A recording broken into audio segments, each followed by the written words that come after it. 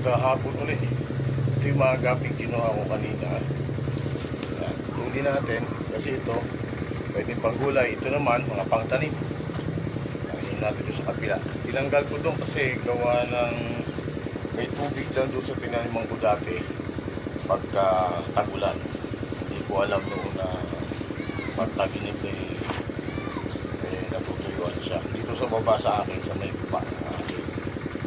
Tapos may kubo. Ayan, andyan ako naglalagay. Kaya lagi siyang may tubig. Kahit ano. Pwede natin ito rito at bagong tanim.